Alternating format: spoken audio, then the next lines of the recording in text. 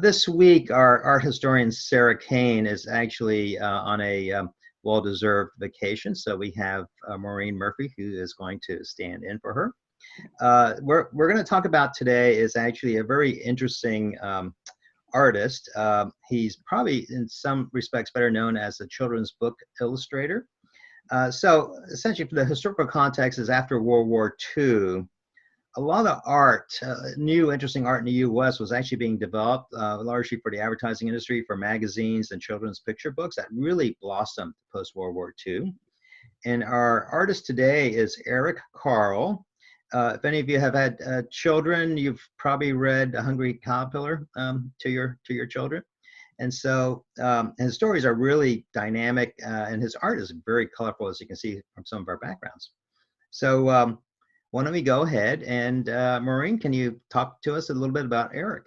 I sure can. Hello and good morning, everyone. As AJ said, I'm filling in for Sarah. So we've got a real fun artist today, Eric Carle. So I'm going to get right into it. So Eric is an acclaimed and beloved as a creator of brilliantly illustrated and innovatively designed picture books for young children. His best known work, The Very Hungry Caterpillar, has eaten its way into the hearts of literally millions of children all over the world and has been translated into 66 languages and sold over 50 million copies. Eric has illustrated more than 70 books, many bestsellers, most of which he wrote, and more than 152 million copies of his books have sold around the world. Born in Syracuse, New York in 1929, Eric moved with his parents to Germany when he was 6 years old, and he was educated there and graduated from the prestigious art school in Stuttgart. But his dream was always to return to America, the land of his happiest childhood memories. So in 1952, with a fine portfolio in his hand and $40 in his pocket, he arrived in New York. He found a job as a graphic designer for a major New York newspaper, and later he was the art director of an advertising agency. So I'm going to pull up the first picture here that I want to share, and let's see here. Bear with me. Literally bear with me because it's going to be a bear. Let me get back to... Hold on. Okay. So in 1967, educator and author Bill Martin Jr. called to ask Eric to illustrate a story he had written. Bill's eye had been caught by a striking picture of a red lobster that Eric had created for an advertisement. Brown bear, what do you see? And that's what we're looking at right now. And that was a result of their collaboration. This was the beginning of Eric Carle's true career. Soon he was writing his own stories too. And then now we're going to go to the next picture here, which I see a lot of you have as your background. Okay. So this is, bear with me. Mm-hmm. You see it? His first wholly original book, 1, 2, 3 to the Zoo in 1968, followed soon afterward by the celebrated classic, The Very Hungry Caterpillar in 1969. So that's what we're looking at right now.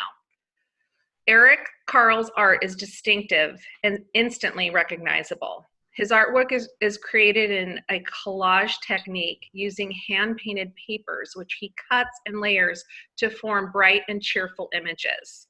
I'm gonna get one more picture up here of him in his studio and then talk about how he does his art.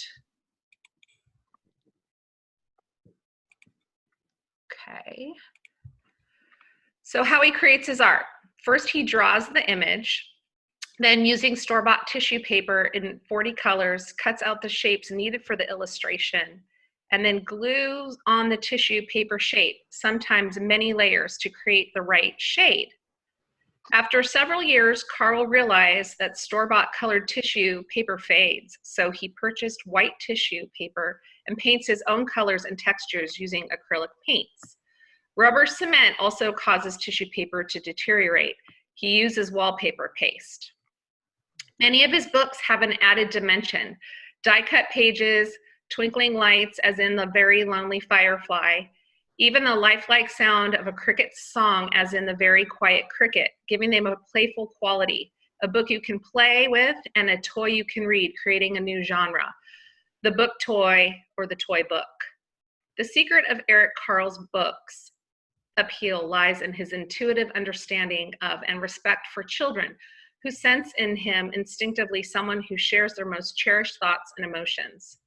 The theme of Eric Carle's stories are usually drawn from his extensive knowledge of love and nature, an interest shared by children and adults alike. In Eric's own words, with many of my books, I attempt to bridge the gap between home and school. To me, home represents or should represent warmth, security, toys, holding hands, being held. School is a strange and new place for a child. Will it be a happy place? There are new people, a teacher, classmates. Will they be friendly? I believe the passage from home to school is the second biggest trauma of childhood. The first is, of course, being born. Indeed, in both cases, we leave a place of warmth and protection for one that is unknown. The unknown often brings fear with it. In my books, I try to counteract this fear, to replace it with positive message. I believe that children are naturally creative and eager to learn. I want to show them that learning is really both fascinating and fun. And that's it. That's really cool. Thank you, Maureen. I find it fascinating that he uses tissue paper as a way to start his art, and you can kind of see it from the from the kind of. Yeah, it's interesting. Even in the Hungry Caterpillar, you can almost imagine how he laid down the tissue paper.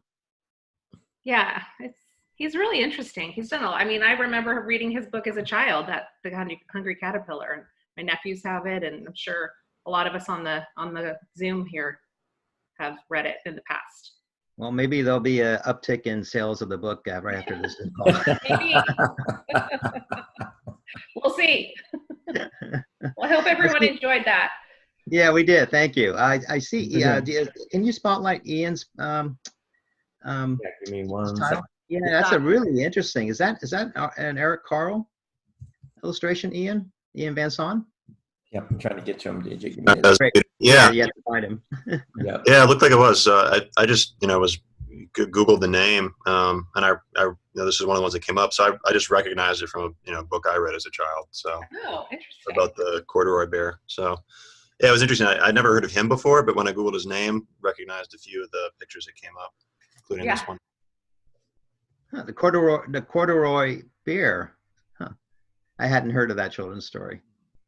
Yeah, I mean, this is something I have sort of like deep in my memory, but as I recall now, having seen it, he's like it's like a bear that, I don't know, he's like, it's what he does in the store after hours or in the toy store late at night, something like that. So here he's like wandering around and the security guard finds him, I think.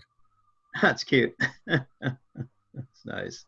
Anyone have any comments or questions? We'll try to answer them as well as best as we can. AJ, I was going to say, as luck would have it, I came across on the photo I have here is the process that he actually goes through for the tissue paper. Can we find? Oh, that's cool. There, perfect. Look at that. Wow. So, like Maureen said, sketches it out and then layers on the tissue paper, paints it, and goes along the process.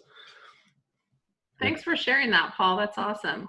I was going to say one other thing he does have, if anyone's interested, he's got a really good, I can share the link with everyone, but he's got his own website, and, it's actually really well put together, and it shows most of his work and a lot of interesting stuff about him. So I can share that. Can you put that in the post? Yeah. That'd be great if you put that in the chat. Also, I see that June has mentioned that he actually has a wonderful museum. We've been to that, June. I guess you've been to it. I don't know how many of folks on here has been to that museum. Okay, I just shared it with everyone in the chat if anyone's interested. Great. I'm glad that you mentioned that, June. Yeah. All right, cool. All right then.